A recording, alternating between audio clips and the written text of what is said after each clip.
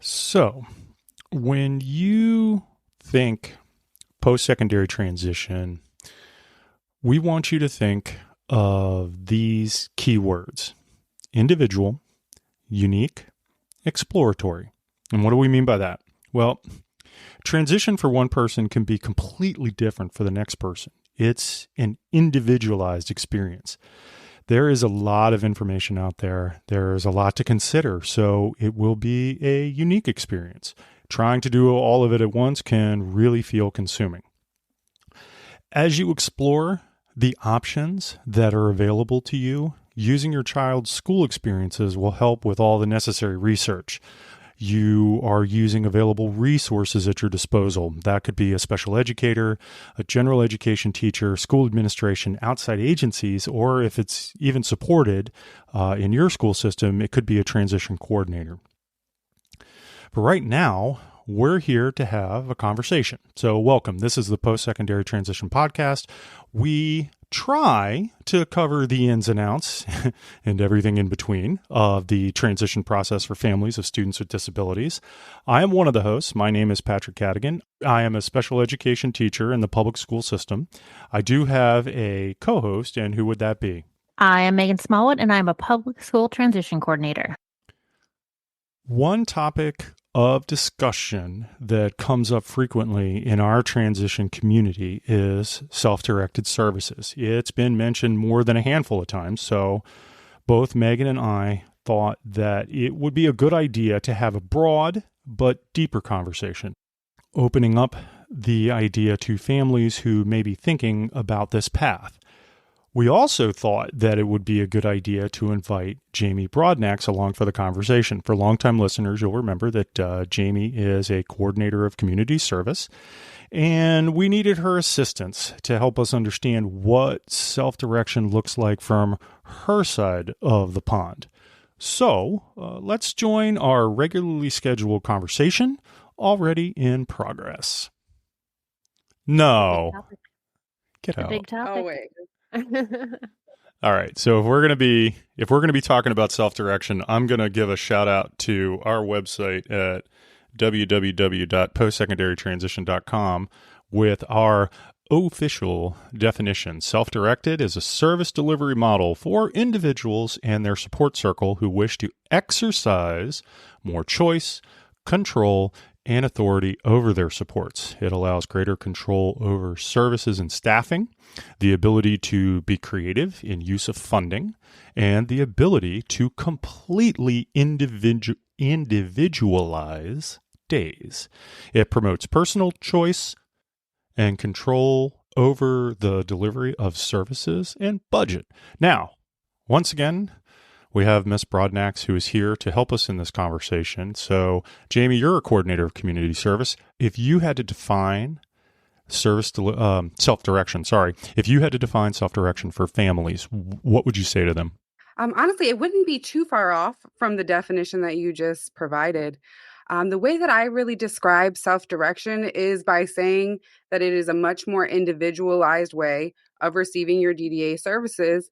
And it really puts the control back into the hands of the person that is receiving services because, like you just said, it allows them to create a plan that is specific to their needs, their preferences, how they would like their day to go, and really down to the details, scheduling, service hours, staff, what those staff do.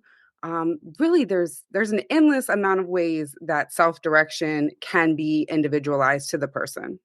Can I just ask, so how many, as a coordinator, how many do you have on your caseload, Jamie? Specific to self-direction or in total? In total, and then how many are actually doing self-direction? I'm just curious, the breakdown. So right now I have about 34 people on my caseload, but that fluctuates. I've had probably as low as 31 and as high as almost 50 at one point. And self-direction wise, it started that I only had 2 people. And now I would say probably 5 that are active and 5 more that are transitioning. Oh, wow. So there's definitely an increase. Oh, for sure. It's the direction that people are moving. Yeah, that's what I've been trying to explain more and more to parents that are exiting, because I know the initial thought, when they hear about self-direction, they're like, well, it's just going to be me. I can't do that. That's a lot. I already have a full-time job. So I definitely spend time reassuring, individuals and their families that yes, there is more responsibility, but that responsibility is not as overwhelming as it once was. There are so many different tools now that we use to support the families in making these decisions.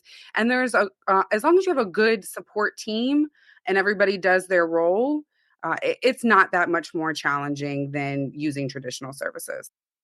Is it true that once you like get that initial startup, like it's a lot front-loaded work. Like once it's set up, Absolutely. it's not as, scary, I guess, long-term wise. It's just a little tweaking here and there. Exactly. Once you make those big decisions and you start putting the plan together and all of those pieces really fall in place, you'll see that, moving forward, like I said, there are some responsibilities that you're going to have to address as things go, but the bulk is taken care of right there in the beginning. And then one of the questions that I was thinking about, because I know that this is something that the three of us have talked about offline, is there still like a challenge around hiring, like finding staff for families who choose self-direction? I think that there's a challenge in hiring staff for all service models right now. People in traditional services are having just as many difficulties as having, their day programs or the providers that they use for their different services in providing staff. So yes, but I wouldn't say that it's more challenging in either service. The only difference is between whose responsibility that falls on. So obviously in traditional, the hiring falls on the provider, but the individual is still impacted when that provider can't find staff. So in self-direction, yes, that responsibility will fall on the individual and their team, but at the end of the day, it's still the individual that's impacted. Could it actually be better? Because with the self-direction model, you have more flexibility to change how much you want to pay them as opposed to the traditional that has that set rate. And that's really one of the selling points of self-directed is being able to offer, what we call a living wage, having someone be able to survive off of this job and also offering them benefits that make them want to keep working. That's not something that all providers are able to do. Yeah, you see such a big turnover with a lot of the traditional day programs when we go to visit, even with the higher ups like the admissions director. I know some of the places we go, it's a different person every time we're trying to schedule a tour. So I feel like that can be very telling. And especially for some individuals who it matters to them to have the same staff or to have, know what to expect when they're receiving their services. If every time they're having to put in the effort to used to a new person, learn how this person does things, that can impact their day. That's important to families too. Well, and I'm just thinking about, working with students with autism and how some of them have challenges with transitioning. So yeah, like this introduction of, this constantly revolving door of new people could present challenges. Another big selling point for self-direction is the ability to use your family and friends, the people who know you best and know how to support your needs and have them be able to be paid to provide that support. It's huge. I have a couple families that upon exit, they did self-directed the model and they said, well, we already had these people working with our child or young adult prior to, them graduating and they're willing to continue. So now we'll just move into this model where they're being paid. It's just already they had established people that knew their child and, wanted to continue. They had that relationship. So it made it a lot easier. Well, speaking of being paid, this is something that we have talked about, the three of us have talked about to varying degrees. And I was wondering if you could talk about on our Facebook groups, there has been a lot of discussion around this. There have been challenges with the payment system. Something changed and there's a lot of frustration for families. What is it? What are they talking about? Specifically, what they're talking about is challenges with the FMS, or now called the FMCS. All right. So acronym vomit alert. What is FMS? Sorry. FMCS. FMCS. Yes, it is the FMCS now, which I have to remind myself daily. But it stands for the Fiscal Management and Counseling Service. And the way that I kind of put that to the families is that is like your payroll department. They are the people who are going to make sure that everybody's checks are right, their taxes are right, all your forms are in, your trainings are up to date, all of those important things that help you stay within compliance as far as, basically running your little business. So the parent's not responsible for sitting there writing out the paychecks and getting all the tax forms made. Absolutely not. But then that's also not something that they can do without. Like they have to have it. It is mandatory. I think it's pretty well known, but maybe not. Last year, there was a big shift in the FMS agencies that DDA held contracts with. We ended services with one agency, brought on two new ones. So then it became the options were the Arc of Central Chesapeake, GT Independence, and honestly, I forgot the third one, but that third one is no longer providing services in Maryland. So now we just have those two options, which is the Arc of Central Chesapeake and GT Independence. So there's been a lot of back and forth because people signed up to work with one FMS and then were given very short notice to switch. Then on top of that, as the FMS agencies are handling all these new incoming enrollments, they're struggling to keep up with the people that they already had. And it's just caused a lot of delays and unfortunately some missed payments. Through that switch, everything also became online. So before, where families were used to completing paper timesheets and doing a lot more back and forth communication with their support broker and the FMS, now they're using apps and using the computer, which for some is a really great change. For others has been really challenging, and that's causing even more barriers and just making sure that, everything is submitted on time and correct, and that the FMS is then able to issue those paychecks and reimbursements on time. So with the change in FMCS, it sounds like for those who were already established in self-direction, it was a bigger, I don't want to say blow to everything, but like it was a lot harder than those who are just starting out because they didn't know any different. Exactly. Yeah. So if you're brand new, you're coming in, everything is already electronic. You're downloading the apps, the website is up and running. But for the families who have been doing it a different way for years, some of that was a big learning curve. And yeah, I'm sure. Are they being offered supports to kind of help like guide them through that or? Yep. So there was optional training that you could reach out to the FMS and request. Okay, cool. Both FMS also have videos on YouTube and their websites that you can access that'll walk you through. Oh, YouTube. Boy, I'm sure that families who struggle with computers are going to love YouTube. Yeah, let's dive into that universe. You can also reach out to your coordinator and your support brokers for help in learning those as well. So, opening up the conversation to a broader set of topics, as a coordinator of community service, how would you define the benefits of self-direction? I think the main benefit is that individualized plan. The individual is given the power to really break down their day moment to moment to determine what they want to do, what service they want to receive, who they want to support them in that moment, how they're paying this person, what sort of benefits that they're giving them, how much time they're spending into the community, just the control really is the main benefit, because when you're using a traditional provider, you do have to give up some of that. So in this area of control, one of the things that you had mentioned earlier is that it sounds like families can hire friends or other family. And I guess, why would they do that? There's a lot of different reasons. Just being familiar and comfortable is I think, a big one. Who knows you better than your parents or your friends that you spend time with that, understand your needs, and also, you have a good solid relationship with already. And a lot of times these people are already doing this work, just not being paid for it. Right. Moms, dads, siblings, grandparents, your village, so to speak, they're already doing the work. So why not be able to pay them for everything that they already do? Yeah, and it helps to have that list of people. So you've got the plan A, the plan B, the plan C, because we all know things happen and you need to have backup. I'm going to be the cynic, and I'm going to throw it out there. Does No. Oh, whatever. Gosh, I'm always being teased, and I don't do anything to deserve it. But what about fraud?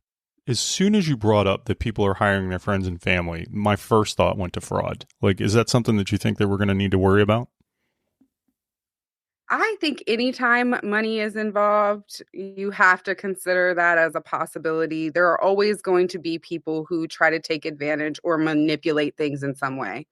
But with, the oversight provided by DDA, the team members that are put in place, such as the FMS, the support broker, the coordinator, everyone is really working together to check each other, make sure that all of the math is correct, make sure the services are happening as planned. So I think that there's always the possibility, but if everyone again does what their job is telling them to do, it should be a very small possibility. I hate to say Good. it, I was probably putting you on the spot, but I seem to remember, and I don't know if it was you that I had the conversation with or if it was someone else, but there, once COVID kind of started to become less of a, I shouldn't even say less of a thing, but just kind of started to slide more into the background. Didn't they discover quite a bit of fraud was actually going on? Yeah, there was a lot of things that were just not prioritized during COVID as far as regulations were concerned. Just there wasn't the manpower, there wasn't the ability to see people in person. There were just a lot of things that we couldn't do as effectively as we can now that we're back in person. So there was a lot of things that weren't happening necessarily straight with, our expectations. But to my knowledge, all of those things are being worked out. Is it true? I don't remember where I heard this, somewhere along the lines. Like, I know you can hire family, you can hire friend, or you can Mhm. hire family, but is it that you also have to have an employee who is not family as part of their self-directed staff, or can it solely be family? It can solely be family. Okay. I thought for some reason someone had mentioned that once because I didn't know if that was even like an issue, I guess, for fraud because I have a family who, they have a large extended family and they have a plan to use the family members because they know the young adult very well and they feel comfortable and culturally they like to keep it together, that way. And I didn't know if that was okay. So, if an individual does elect to have only family members, their support broker will be a non family person. Gotcha. Okay. That makes sense. So another thing that we were talking about offline earlier, and I wanted to ask you about again, was this day-to-day administrator service. Can you explain? This is something that's new to both Megan and I. Can you explain it? Yeah, absolutely. So the day-to-day administrator service is a new service that I believe DDA just started offering on July 1st. It is not funded through a specific DDA service, but instead is funded through the unallocated funds left over in a person's budget after, all of their employee wages and taxes and things like that have been, accounted for. So if the individual has enough money left over to fund this service, it can be provided up to 40 hours per week at a varying wage. DDA provides guidelines to determine the wages that you pay in different services. And the day to day administrator, I really look at it as, so to speak, like the mom and dad kind of role. This person is going to be the person that is doing household management tasks. They are scheduling appointments. They are creating, with the assistance of the individual, creating the individual's daily schedule, their employee schedule. They may be doing financial services for the individual, managing their benefits, anything to really just help kind of keep the household and that person's services running smoothly. And, like I said, the things that mom and dad pretty much already do without getting paid for. So where would they find someone to do this administrative service? So it could be really anyone. There are no limitations as long as, just the same as any other self-directed employee, they need to be able to pass an in-person CPR first aid training, and they need to be able to pass that national background check that the FMS provides. It could be their parent, it could be just any staff person that they, choose. There's a lot of flexibility, just like with every other service. It can go anywhere from 1 hour a week to 40 hours a week. Um, you can offer benefits in this position. You can offer varying wages. It's really up to the individual to decide how they want to utilize that service. And it's something they could change. Like if they started like front loaded with a lot of hours, and then as time went on, the parent felt like, well, I can handle this a little more myself. They could decrease the hours for somebody, right? Yeah, absolutely. So again, it seems like it's just going back to that notion of individualized control, giving a greater level of control to the families. Right. I did have a provider question though, and I'm not sure, Jamie, how much you know about this, but like so many families are like, they're, when they think, okay, I'm going to do self-directed, but I want a vendor. I want a vendor with an agency. And I feel like in our county specifically, that's tricky because not all of the Very. agencies want a vendor. But I constantly hear from like coordinators who work in other counties like that there's a lot more options out there. But I know something might have changed with the way they were paid to make it easier that they could vendor, but they're just choosing not to. Do you know anything about that? It's a little bit of all of that. One is that it is hard to find providers who are willing to be vendors for self-direction. And then the providers who do often will only accept a certain number of self-directed people. And then on top of that, it's hard to work a vendor into a budget, especially if a person is trying to use, say, for example, a day provider who for those 40 hours per week.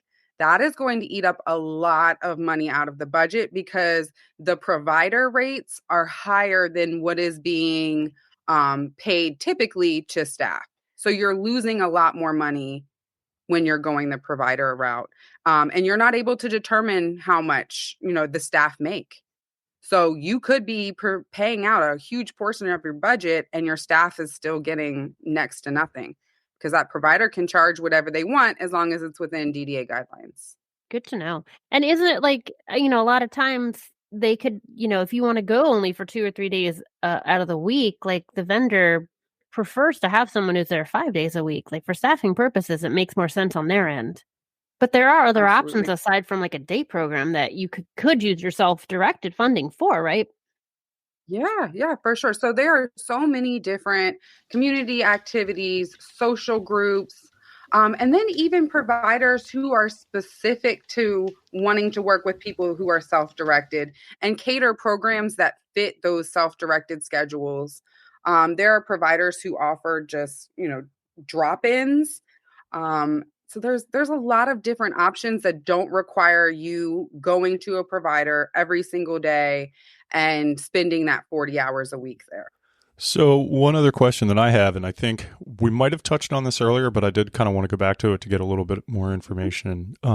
Nursing support can that be blanketed under self-direction? Oh, yeah, absolutely. Nursing support is determined based off of a person's health assessment score.